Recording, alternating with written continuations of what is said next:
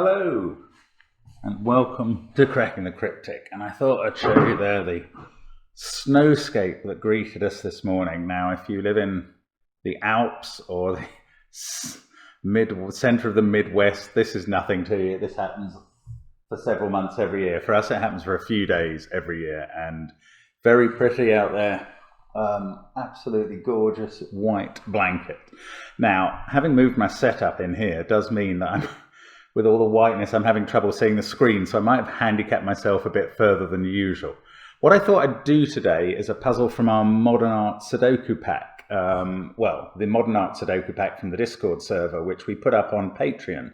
Now, amongst all the content on Patreon, we have, of course, the Tracking the Cryptid Sudoku Hunt, Reverence Puzzle Hunt this month, reward content every month, occasional extra solves. Simon did a Philomeno, I've done a crossword, and then Simon did a pure evil classic Sudoku a couple of days ago. So loads of stuff on Patreon. Do think about joining it if you haven't already. And this Modern Art Sudoku pack was definitely one of the highlights last month. The one I'm looking at is this Sudoku in blue, red and yellow, Composition 2 by, I'm going to say Goose, even though it might be Goaz or something, but or there might be even a different pronunciation of the Z, or even the G, if considering it's based on a Dutch painter, Piet Mondrian. So as you will know, if you know Mondrian's works, lots of them were done with squares and rectangles in yellow, red and blue, and this Sudoku is based on that. Now all the colours matter in this one because you can see the thermos. Normal Sudoku rules, thermos increase from the bulb to the end, and the colours are clones basically. If a shape is the same size and colour, it's a clone of the other shape like that. So the yellow box here is exactly the same in the same order as this yellow box, etc. Now we might have chosen, if we were just presenting this and it wasn't based on an artwork, to make the little ones purple and green or something to separate the colours, but since this is based on Mondrian's art and a lot of it looked like this, I think it's an extremely clever representation of his art in Sudoku form. So that's what I'm going to do on this snowy day.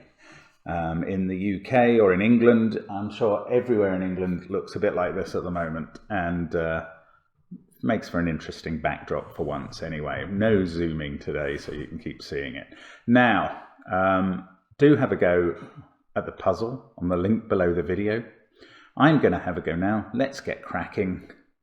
And let's, as always, if you're me, start with the long thermos. There's only 2 degrees of freedom on a 7-cell thermo, so okay, the screen's not bad when I've got a white or yellow background.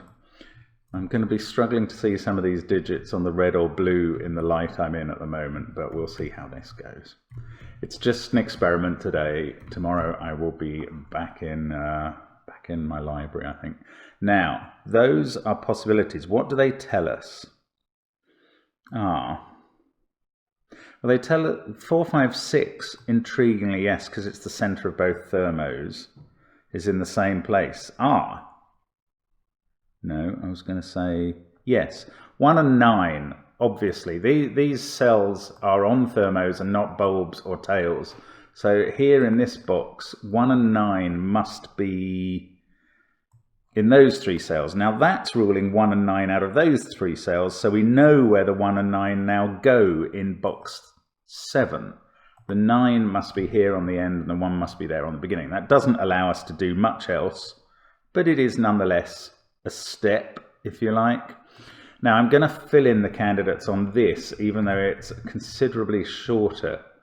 I've missed one there. Even though it's a considerably shorter thermo, just because at some point, if not immediately, we might start getting 4, 5, 6 triples or a quadruple with 3 or something. I can't really see any way to deal with that yet. Let's see, what else can we do? This thermo is affected by that 1 and 9. Of course, the clones, that's really important. We've got lots of information about 3 of the clones, right? So 9, let's not forget the rules as soon as I've said them, as I do all too often. Why is that 9? There we go, coming out big. That's better. 1 there, 2, 3 or 4, 3, 4 or 5. And on the yellows, ah yes, these are 4, 5, 6s now, because they have to be clones with that. Right, so this isn't 1 now at the beginning of this thermo, and that has an effect all the way along. We're getting close to a 4, 5, 6 triple or quadruple there. Not close enough, obviously. What else have we got? Getting quite close in this row, actually. 2, 3, 4, 5. Okay, I'm going to fill in the candidates on these two smaller ones as well, just because they are truncated at the beginning and the end. They can't be 1 at the beginning or 9 at the end, and we might learn something from that. It really is looking for sort of, well, I think this puzzle is probably going to be looking for individual lessons learned as you go along, but could turn out to be the wrong approach. Now 2 in this box is limited to 2 cells, 8 is limited to 2 cells, but they're offset. That's not particularly helpful. I guess, 9 and 1, I'm looking at these blue thermos. Now those 2 cells and those 2 cells mean that those, whatever those 2 cells are, appear in column 6 in the top box. And that means, because of the clone, that they also appear here. And that means they're not 9 or 1 because of the positioning of that 9 and 1 now. So if these cells aren't 9 and 1, then 9 and 1 must be in this area, in box 5. Oh look, 9 is looking across at the end of this. I'm going to blame that on the light I'm looking in. That has an effect all the way down the thermo and is restricting them down to much smaller. Ah, and look, there is the triple we were looking for. A 4, 5, 6 triple now in the middle row. Lovely. So this becomes a 3. That goes all the way back up the thermo.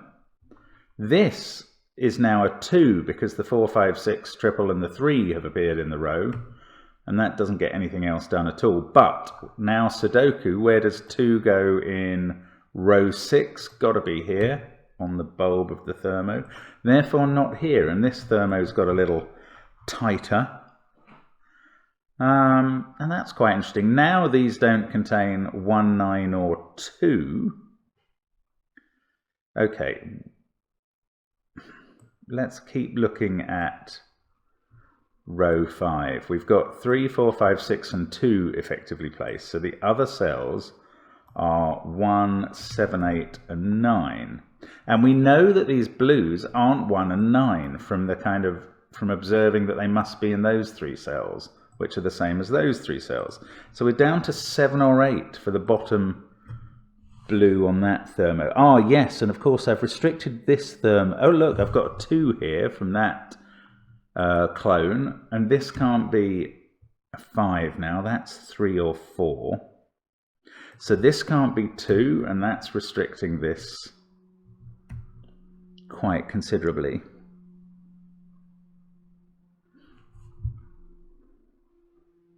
Ah, in fact, yeah, where are 2, 3 and 4 in box 7? It's quite an interesting question, because you might think there are candidates for all of them in these 3 cells, but actually this can't be a 4 anymore, because that would make this a 3 and leave no fill here. So that's not a 4. So now 3 and 4 have to be locked into these 2. No, I was going to say that we'd limited the 8, but we absolutely haven't. Okay, am I forgetting anything else on another Thermo, am I missing any? Yes, I am. Look, there's a triple there, a 4, 5, 6 triple in box 4. That's lovely. So we get the 7 must have been, this was from 6 or 7, so it couldn't be 6 anymore. So we get an 8 up here. Now 7 there means this isn't 7. Means 7 does appear in these 3 cells and not in this one, which limits that a little. And look, yes, there's a 4, 5, 6 triple in row 6 now. There they are. So this cell is a 3. These ones can't be 5 or 6. So that is now 8 or 9 at the end. What do we know about this? It's 7, 8 or 9. So let's take, oh no, in fact, it's not 7 because we've got a 7 in the box. This is now a 189 triple. Let's take out the corner pencil marks. A 189 triple here. So this is an 8 and that's not 7.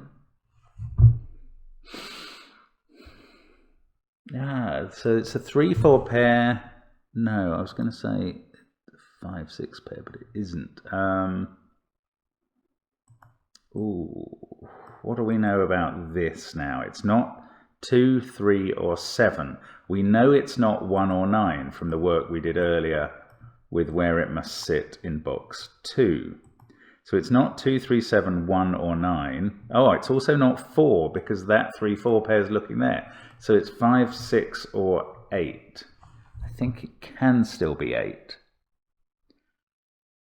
Oh, that's nearly giving me a 5, 6, 7, 8 quadruple down here. Fascinating how this stuff all kind of plays together. It really is intriguing. Oh, right.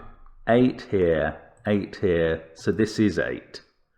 Oh, yes. Sorry, I couldn't see this, but I think I have created a 5, 6, 7 triple down there. 1s, 9s, so there's a 9 up here somewhere. Come on, keep thinking. Ah, this is now an 8, 9 pair. 7 in row 6, sorry, I should have seen that when I was limiting that, is here. That doesn't do anything in box 6. I haven't really looked at this thermo. It doesn't look very promising, but actually this one at the end can't be a 3, so 3 is limited to these 2 cells. Not very helpful.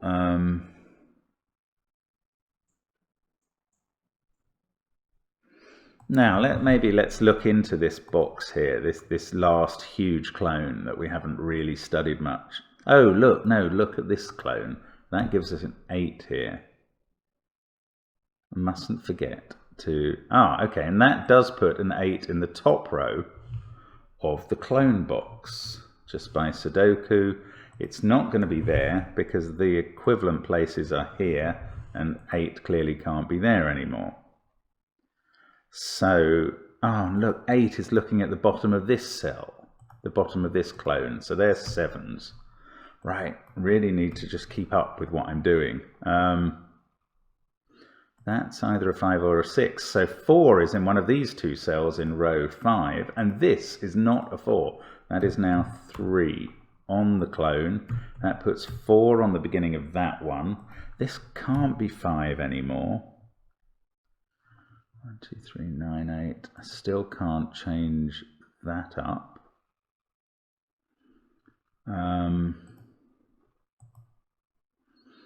Yeah, you have to keep track of regular Sudoku, the clones, the thermos, and there are so many clones. Right, this is 5, 6 or 7, and the 4, 5 or 6 here, and 4, 5, 6 or 7 here. So let's put them in on the other clone as well. Just in case. Yeah, and look, just in case is absolutely right. They create a 4, 5, 6, 7 quadruple in column 6. So that's going to make this an 8. stops this being an 8. We've got, this can't be 4, 5, 6 and 7 or 8 or 2, 3. So that's 1 or 9. We've got a lovely 1, 9 double here. We get 8 in the middle. That's not 8. This really works nicely. This isn't 8 and that's not 8. Actually, that 8 killed both of the clone positions for 8. Ah, I've got 5, 6, 7 triple. Can't see where my cursor is. In row 7. Is that any good? 8. This is either 1 or a 9 by Sudoku because it can see a 4 and a 2. But that's not in a very... I was going to say it's not in a very informative position, but actually this 1, 9 pair, where do they go in box 8? Well, they're a 1, 9 pair over here. So they must appear as a 1, 9 pair in these two cells because of that 1, 9. That's fantastic. So 1, 9 there, and we know that it's 8 there. And I can replicate that in this box. 8 and a 1, 9 pair. And that 1, 9 sees this. This can't be 7 anymore, so that can't be 6. So much to keep catching up on as things change. That's 4, 5 or 6 now, giving us the 2 if we hadn't spotted it any other way in column 5, and therefore in the clone. 9, 1, 2. I'm sorry, you will be able to spot things faster than I can at this point because you'll just look at the right bit while I'm not, but that's fine. I'm just going to keep going at my own pace. So where does 9 go in this box now? It must be on the end of the thermo. That fixes the 1, 9 pair here. That fixes 1 there. In fact, that fixes the whole 1, 8, 9 triple. This is from 4, 5 or 6, and I don't know much else about it. 2 in box 8 must be there. 2, 8, 7. This is 3. There's nowhere else for a 3. Yeah. 8, 2, 3, 7, 1, 9. So that's 4, 5 or 6. Which gives us a 4, 5, 6, 7. 3 is the remaining cell in the clone. That has an effect on this thermo. Now I've got a 5, 6 pair, so 4 on the thermo. That's not 4. That's not 4, therefore. Might as well take the small gains. Now we've got 1 and 2 still to put in column 7, so they've got to be on the beginning of the thermo with 4, 5 or 6 there. Can I place the 2 in box 1? Yes. Can I place the 1? Well, I can do it in box 2 in the clone. So that's good. That also gives me the 1, 9 there. There must...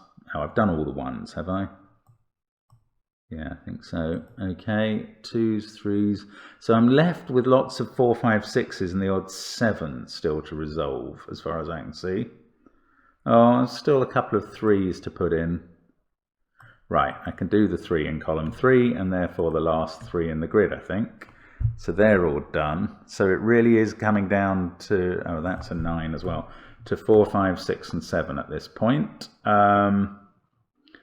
Right, probably the thermos, well no, and the clones are going to have to resolve that clearly.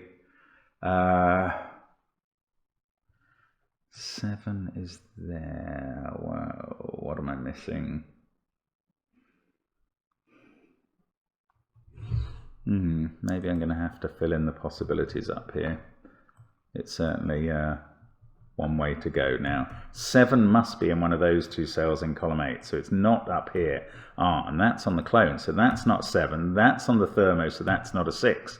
Now we've got a 4, 5 pair on the clone, the yellow clone, so that's a 6.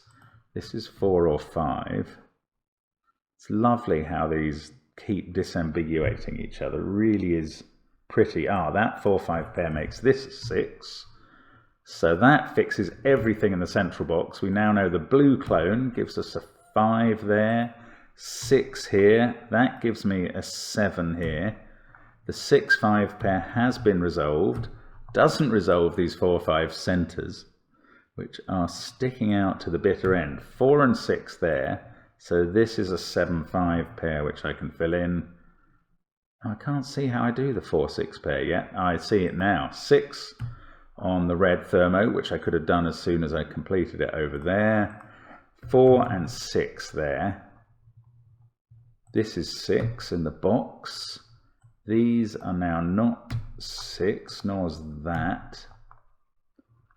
6 across the top stops. Oh, this is the clone. Yes, I can fill all that in. Of course, 6 there, and surely that's going to get me there. Oh, look, a deadly pattern of 4, 5s, but presumably they're going to get resolved by the clone over here, but not yet. Now this isn't a 5. Oh look, there's a 5 in this, looking at a 4 there. That does resolve that so-called deadly pattern. 5, 4 there, 4, 5 up here. This isn't a 5, in fact this is a 7 with 5 here, and now we're just finishing off. 6 there, don't type the wrong number now or the tick won't work, and that is the solution to Goose's composition 2 in red, yellow and blue. Fantastic. So let's hit the tick to make sure that it says OK, and thank you very much for watching, and I guess I will leave you with the snow to look at. Do join us again on Cracking the Cryptic tomorrow. There'll be more Sudoku, and have a look on Patreon. That modern art pack, well worth a view. Thank you very much for watching, and bye for now.